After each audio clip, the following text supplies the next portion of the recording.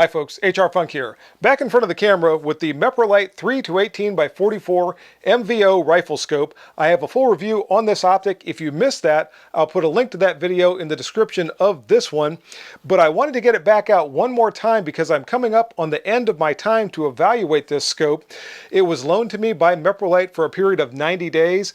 And I'm almost to the end of that 90-day period, which is hard for me to believe. The summer of 2025 has just flashed by. It seems like it was just June when I received this, and all of a sudden, as I'm recording this right now, we're almost into September.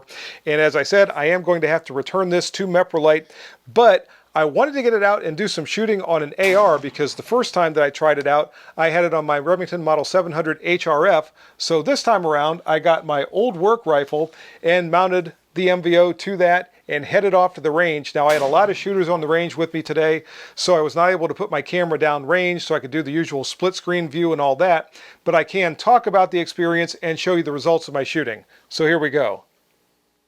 When I arrived at the range, the first order of business was to zero the MVO, and I was using a 556mm hand load for that purpose, and it took very little to zero this to my rifle. In fact, I think I had it zeroed in 6 or 8 rounds, something like that.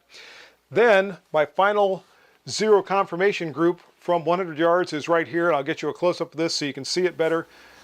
This 3-shot group where I was using the inside corner of the left eye for my point of aim came in right at 1 minute of angle, which is about what that rifle does day in, day out. With ammunition it likes, it's about a 1 minute of angle rifle. On some days, just to make me feel good, it'll print the occasional half minute of angle group, but this is right about where it stays. No problem at all with the MVO getting the usual accuracy out of that rifle. The view through the scope was very clear today, even though it was overcast, and the lighting was not real good on the range, but I had no difficulty seeing the target in very good definition, and I could see the shot holes with no problem. By the way, these other shots on here that are taped up is because this is a target that I used previously, and since I was using it again just for zeroing purposes, I wasn't too worried about it. But I did want to show you that group that I had at the end because I thought that was pretty good. After establishing a pretty good zero with my hand load, I switched ammo to Hot Munitions 77 grain match load and took a run at my tiny bad guys. These were also at a distance of 100 yards. And since I switched ammunition, I used the very first tiny bad guy as a spotter. I fired this shot expecting that it was going to deviate somewhat from my hand load in its point of impact, and it did. I measured this with the reticle of the MVO and made a correction. After that, I fired these 3 shots on the next 3 tiny bad guys, and there was no problem whatsoever keeping these here. If these were all on one tiny bad guy, that would probably be a half minute of angle group or less. So very good accuracy that I was getting from the MVO and firing that Hot Munitions 77 grain match load. After that, I wanted to stretch the legs a little bit, so I moved a Mad Bomber target out to 200 yards, and I'll show you what happened with that next. And here is our friendly neighborhood Mad Bomber with the addition of a few cranial perforations. And as I said, this target was placed at a distance of 200 yards. And before I fired this 3-shot group, I did fire a shot just to determine the drop of that 77 grain hop match load at this distance because I had not used it before in my rifle with the MVO mounted. And after firing that shot, measuring the deviation and making a correction, I fired this 3-shot group. This comes in at 1 5/8 inches center to center, and when you do the math on that, that's just over 3/4 of a minute of angle. So I got a nice sub-minute of angle group from that distance of 200 yards. Again, the target was very clear in the Meprolight MVO.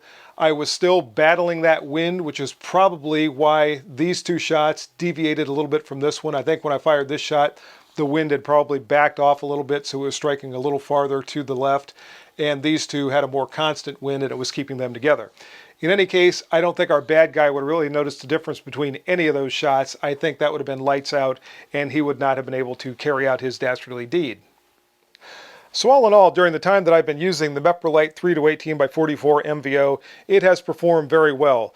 The adjustments have been precise. The glass is clear. The tracking test that I did in my first video came out pretty good. I think if you're looking for a solid rifle scope that comes from a very reputable company, you could look a lot harder and come up with a lot less than you're getting with the 3 to 18 power Meprolight MVO.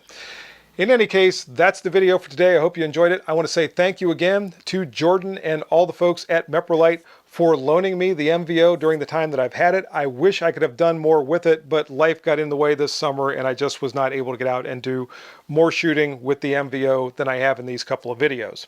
In any case, as I said before, check out the information section of this video for a link to my initial review of the MVO if you missed it. Be sure to stop by my website, hrfunk.com, check out the news and information page, see all the latest things going on with me and the channel, and go by the products page because a lot of the products that I've reviewed have links on that page, and there's information beneath some of those links that'll save you some money if you decide to make a purchase. Take care, folks, and until next time, good shooting. Bye-bye.